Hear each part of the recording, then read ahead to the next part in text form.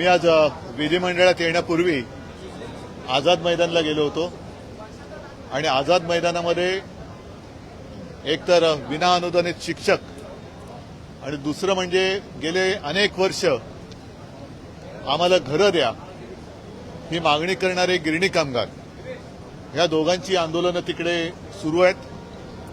मला एका गोष्टीचं वैषम्य वाटलं.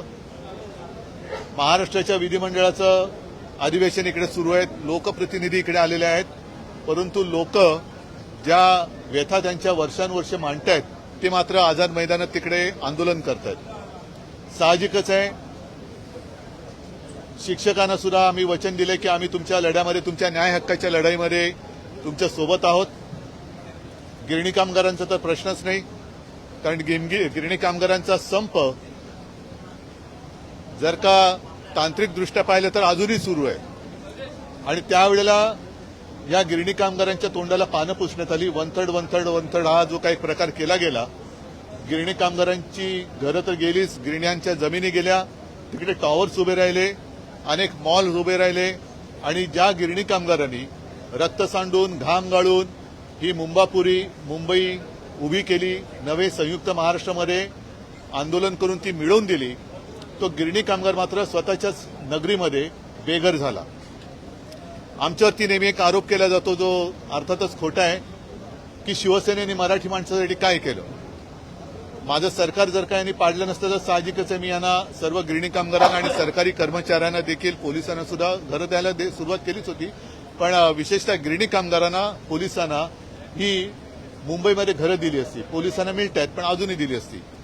आज आमची हीच मागणी आहे की एका बाजूला गिरणी कामगार हा मुंबई बाहेर फेकला जातोय, त्यांना शेलू आणि वांगडीमध्ये पाठवलं जातंय आणि धारावीच्या माध्यमातून अदानीला मात्र अख्खी मुंबई आंदण दिली जाते. तर आमच्या आग्रहाची मागणी आहे की गिरणी कामगारांना धारावीमध्ये घरं द्या धारावीकरांसोबत आणि अदानींचे टॉवर हे शेलू आणि वांगडीला उभे करा.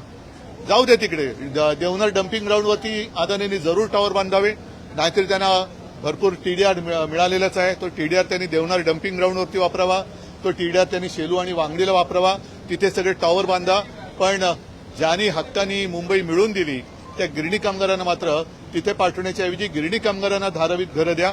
गिरणी कामगारांना कुर्ला मदर डेअरीची जी जमीन ही सुद्धा दिलेली आहे अदानीला, तर तिथे गिरणी कामगारांना घरं द्या आणि अदानींचे टॉवर हे शेलू आणि वांगडीला जाऊ द्या. आमचं काही म्हणणं नाही, देवनार डम्पिंग ग्राउंडवरती अदानींनी टॉवर बांधावे, आमची काही म्हणणं नाहीये. तर अशा या गोष्टी आहेत आणि शिक्षकांना सुद्धा तुम्ही वाटेल तसं वेडवाकडं इतर कामं देऊन वापरून घेता. म्हणजे मराठीचा मुद्दा आता गरम झालेलाच आहे. नुसता हिंदी सक्तीचा GR त्याचा विरोध करून चालणार नाही. तर मी मराठी माणूस आता एकवटलेला आहेच. आमचं म्हणणं परत परत सांगतोय की कोणत्या भाषेला विरोध नाही, पण सक्तीला विरोध आहे. त्याच्यामुळे हिंदी सक्तीच्या GRला विरोध करून उपयोग नाहीये, तर तो GR काढणाऱ्यांना, तो GR लादणाऱ्यांना, हिंदी सक्ती करणाऱ्यांना आपण विरोध केला पाहिजे. तर हे असे काही मुद्दे आहेत ज्याच्यावरती आता रोज चर्चा चालू आहे.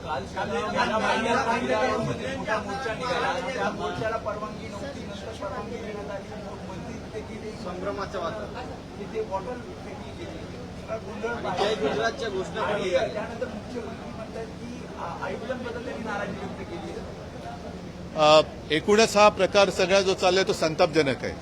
मीरा भाईंदरची मराठी माणसं अनेक वर्ष त्यांच्या मनामध्ये तो राग खतखततोय. अनेक जण मला सांगतात की म्हणजे मध्ये मध्ये जे काही भेटत असतात सभ्यपणाने वागतायत आणि ते मला सांगतात की साहेब सकाळच्या वेळेला ट्रेनमधनं येताना सुद्धा आम्हाला विचित्र दादागिरी सहन करावी लागते. तर ह्या शेवटी असंतोषाचा जर का स्फोट झाला तर त्याला जबाबदार हे सरकार असेल. नुसतं कमिशनरला त्यांच्या माथी खापर फोडून चालणार नाही. मुख्यमंत्री एक गृहमंत्री आहेत, त्यांची सुद्धा जबाबदारी आहे की त्यांनी सुद्धा सगळीकडे आपल्या राज्यात जसं कोरोनाच्या वेळेला माझं कर्तव्य मी पार पडलं, सरकारने कर्तव्य पार पडलं, आम्ही कोणताही भेदभाव न करता सगळ्यांची काळजी घेतली, तसं मुख्यमंत्र्याचं काम असतं. एक पालक म्हणून, राज्याचा पालक म्हणून सर्व जनतेची काळजी घ्यायला पाहिजे. कोणतीही भाषिक दादागिरी आमच्यावरती होता कामा नये. सर, मुख्यमंत्री यांनी आज विधान परिषदेमध्ये उत्तर देताना शिक्षक आंदोलनावर भाष्य केलं की महाविकास आघाडी यासाठी जबाबदारी आहे. बरं ठीक आहे, पण आता तुम्ही आहात ना, मग तुम्ही का नाही देत, तुम्ही द्या ना. प्रत्येक वेळेला एक तर नशीब नेहरू या शिक्षकांच्या प्रकाराला जबाबदार नाहीत बोलले ते, नाहीतर ते पण बोलायला कमी करणार नाहीत की नेहरूंमुळे शिक्षकांना विना अनुदानित राहावं लागलं. ते सगळे विनोदाचे सगळे त्यांचे त्यांची हास्यजत्रा पुरे झाली. आज ते बसलेत. गेले 2.5 वर्ष तेच होते, आमच्याही आधी तेच होते, आता सुद्धा तेच आहेत. तर समजा आम्ही नाही करू शकलो, तुम्ही करा. मुळामध्ये गिरणी कामगारांना तर घरं द्या, यांना आता जर का आम्ही नाही केलं तर तुम्ही द्या. गरीब जो कामगार थे उनकी पिटाई का एक वीडियो वायरल हुआ है कैंटीन में, उस बारे में मेरे पार्टी का है, मेरे पार्टी का नहीं हो सकता. एसएनसी गटाचा आहे ना तो, त्याचं नाम ही एसएनसी है और क्या उसे उम्मीद कर सकते. लेकिन ये भी मुझे लगता है कि कुछ ना कुछ चल रहा है. मुख्यमंत्री जी को बदनाम करने का कुछ तो साजिश चल रही है. तो मुख्यमंत्री उन्होंने उनकी अँटेना जो है ऑन रखनी चाहिए.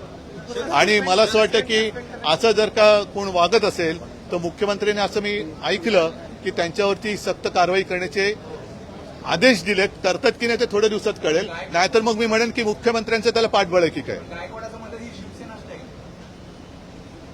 ही शिवसेना स्टाईल नाहीये आणि ते मुळामध्ये ते शिवसैनिक नातं नाहीच आहे, ते एसएनसी गटाचे आहेत. माझ्या परवानगीशिवाय युतीबद्दल कुणी बोलता कामा नये. संभ्रमाचे वातावरण झालं मेळाव्यानंतर ज्या पद्धतीने राज ठाकरे यांनी चांगलं ना, त्याच्यात काय ते बोलतील ना त्याच्याबद्दल. आपने बोला कि सीएम को बदनाम करने की कोशिश की जा रही है, इसका क्या संदेह, क्या मतलब निकाला जाए? इसका मतलब सीएम को बदनाम करने की कोशिश हो रही है. जानबूझकर ये सारी चीजें चल रही है. एक बड़ी साजिश है. इसके पीछे एक षड्यंत्र मुझे नजर आ रहा है, क्योंकि एसएनसी का तो दावा था कि वो चीफ मिनिस्टर बने, नहीं बनाया गया. तो उनको तो बेरहमी से वो इंतजार कर रहे हैं. अभी संजय गायकवाड़ कह रहे हैं मुझे मार्शल आर्ट आता है, जूडो कराटे सब आते हैं और फिर मारूंगा. तो मुख्यमंत्री को कौन सी आर्ट आती थी देखते हैं. काय ही अशी फालतू लोकांना महत्व देण्यापेक्षा जे गिरणी कामगार आहेत, शिक्षक आहेत, शेतकरी आहेत, ह्या लोकांसाठी हे विधिमंडळ असतं. हे असे जर का लोक त्याच्यात यायला लागले आणि अशा पद्धतीने वागायला लागले तर मुख्यमंत्र्यांनी त्यांच्यावरती तातडीने कारवाई केली पाहिजे आणि दाखवून दिलं पाहिजे की आमचा कारभार हा कसा आहे. नाहीतर जे मी परवाच म्हटलं की खरा जो भाजप होता त्याचा खून झालाय आणि त्याचे हत्यारे हे सगळे बसलेत की काय असंच वाटतंय. विरोधी पक्ष नेता नाहीये अजून आणि ती काल मागणी केलेली आहे. सन्माननीय सरन्यायाधीश आले होते, त्यांना सुद्धा आम्ही आमची व्यथा सांगितलेली आहे. बघूया काय होतं. परंतु एका गोष्टीचं मला जरा आश्चर्य वाटतं की आपल्या देशात बऱ्याच वेळेला अल्पमतातलं सरकार चालतं, पण विरोधी पक्ष नेतेपदासाठी मात्र खेचाखेच केली जाते किंवा अडवणूक केली जाते. हे विचित्र आहे. हे सुदृढ लोकशाहीचं लक्षण नाहीये. म्हणजे मला असं वाटतं की म्हणजे वाटतं कशाला होतंच. इंद्रकुमार गुजराल जे पंतप्रधान झाले होते, काय त्यांच्या पक्षाचं काय संख्याबळ होतं, पण तरी ते पंतप्रधान झाले होते. चंद्रशेखर पण झाले होते. असे अनेक देवेगौडा होते. कशाला वाजपेयी होते, ज्यांचं सरकार पहिल्यांदा 13 दिवसात पाडलं गेलं होतं, मग 13 महिन्यात पाडलं गेलं. तर अल्पमतातला माणूस सरकार पंतप्रधान होऊ शकतो, अल्पमतातला माणूस हा मुख्यमंत्री होऊ शकतो, पण तुमच्याकडे पुरेसं संख्याबळ नाही म्हणून विरोधी पक्षनेतेपद कसं काय अडू शकता. विरोधी पक्षनेता हा सुदृढ लोकशाहीमधला एक अत्यावश्यक घटक आहे. कदाचित जर का कधी जसं आता तुम्ही म्हणालात एक हे लोकप्रतिनिधी म्हणवणारी लोक हे कसे मस्तवालपणाने वागतायत, तर त्यांच्यावरती अंकुश ठेवायला विरोधी पक्षनेता हा पाहिजे. ठीक आहे. ठीक आहे. सगळ्यांना धन्यवाद. जय हिंद, जय महाराष्ट्र.